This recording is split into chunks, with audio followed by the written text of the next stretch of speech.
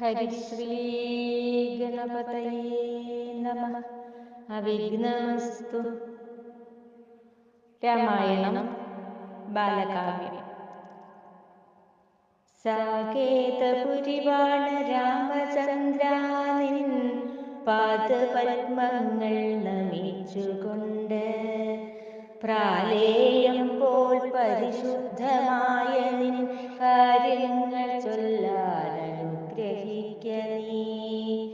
പരമശിവസുതൻ കരിമുഖദേവനും കമലലോചനയാം ഭാരതിയും കനിവോടെ തുണയ്ക്കേണം എന്നുമെന്നെ പരമപുരുഷന്റെ കീർത്തനം ചൊല്ലാൻ.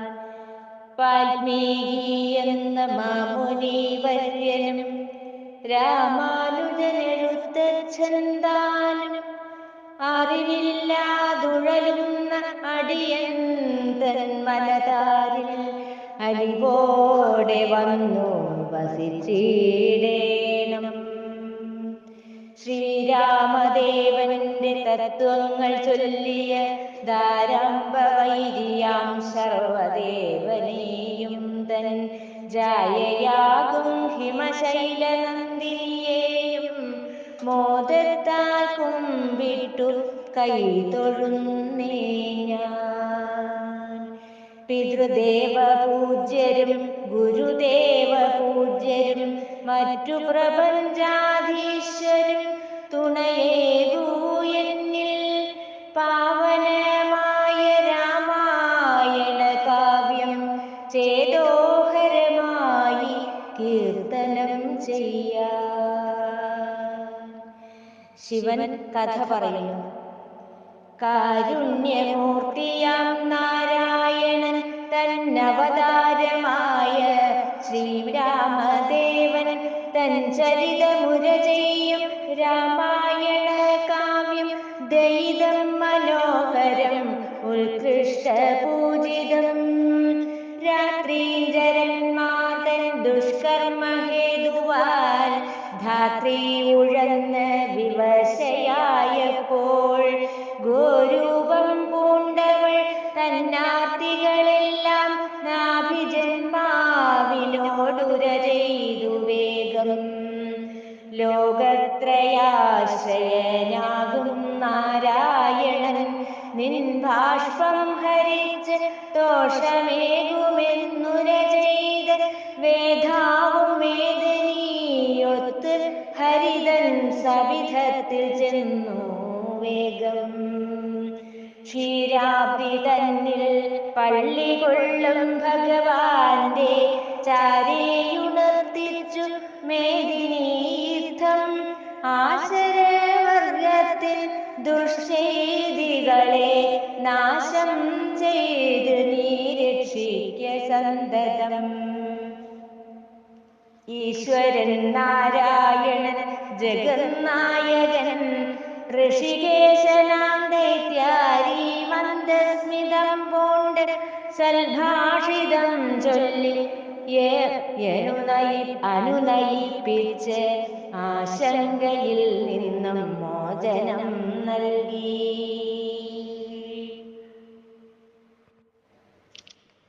ബാലകാണ്ഡം. ശിവൻ കഥ പറയുന്നു.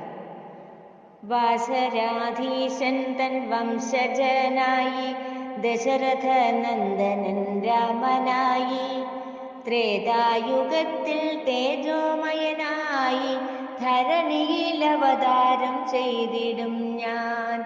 കശ്യപ പ്രജാപതി ചിത്തശുദ്ധിയോടെ പുത്രലാഭാർത്ഥം ഭജിക്കുന്ന നേരം മൽദത്തമായ വരം പ്രാബല്യത്തിൽ വരാൻ ഉദ്യുക്തനാകും ഞാൻ ത്രേതായുഗത്തിൽ.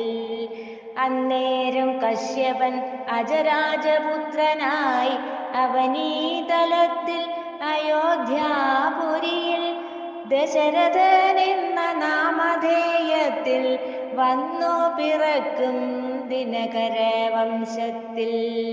കൗസല്യാദേവി എന്ന വിധാനം ചെയ്ത് കശ്യപപത്നി അതിഥി ദേവിയും ദശരഥരാജനെ അനുധാവനം ചെയ്ത് ചിരകാലം മോദത്താൽ അവിടെ വസിക്കും.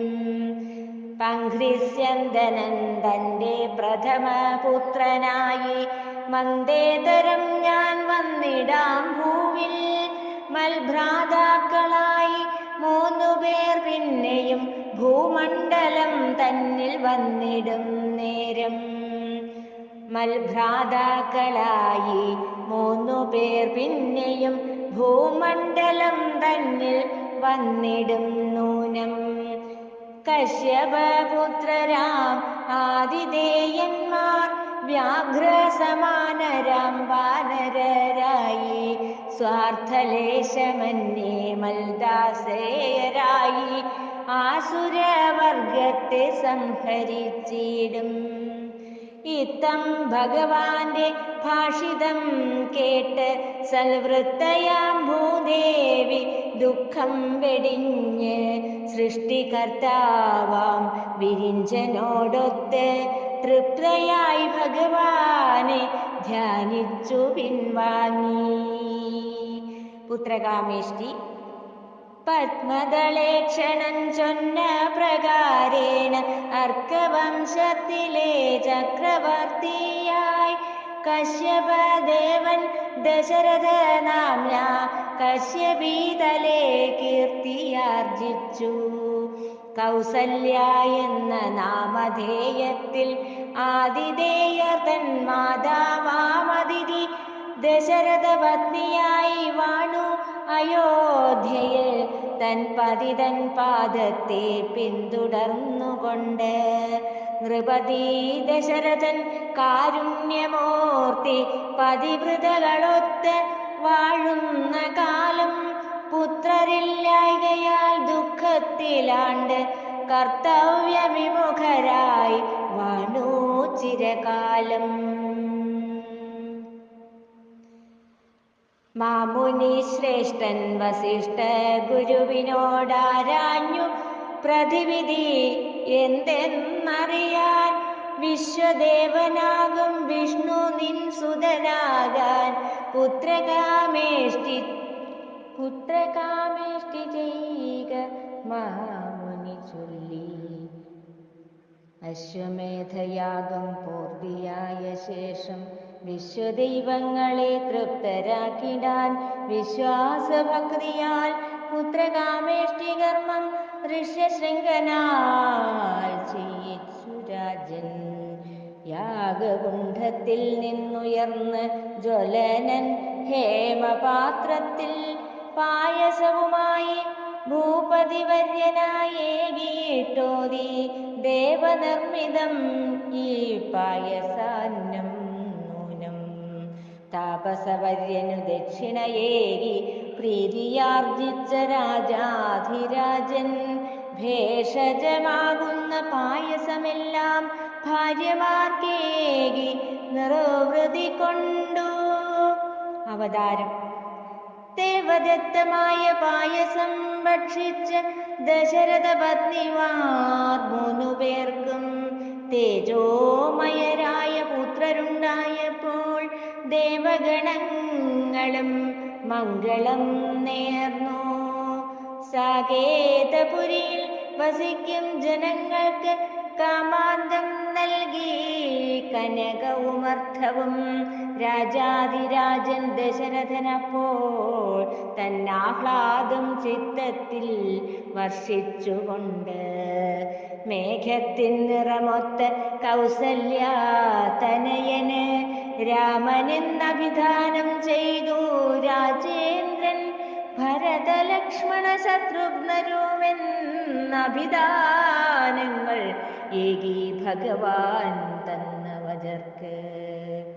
ശ്രോണീഫലകത്തിൽ കാഞ്ചി ധരിച്ചും ചാമീകരമണിമാലയണിഞ്ഞും ഭാലത്തിൽ മാലേയത്തൊടുകുറി തൊട്ടും ബാലന്മാർ ചാഞ്ചാടിയോടിക്കളിച്ചു. വിരിഞ്ചതനയൻ വസിഷ്ഠ മഹാമുനി ഉപവനം ചെയ്യിച്ചാർ ബാലകരെ. ശ്രുതികളിലും ധനുർവിദ്യകളിലും അവർ പ്രാവീണ്യം നേടി വേഗത്താലേ നിത്യേന ബ്രഹ്മയാമത്തിലുണർന്ന് ഭക്തി കൈക്കൊണ്ട് സന്ധ്യാവന്ദനം ചെയ്ത് താതനെയും തായമാരെയും വന്നിച്ച് നിത്യകർമ്മങ്ങൾ മുടങ്ങാതെ ചെയ്തവർ പൗരകാര്യങ്ങൾക്ക് വിഘ്നമില്ലാതെ ധർമ്മപാലനമേറെ ചെയ്തു വസിച്ച ദശരഥനന്ദനൻ രാമൻ യഥാകാലം ഗുരുഭൂതരും സഹജരുമൊത്തുവാണു.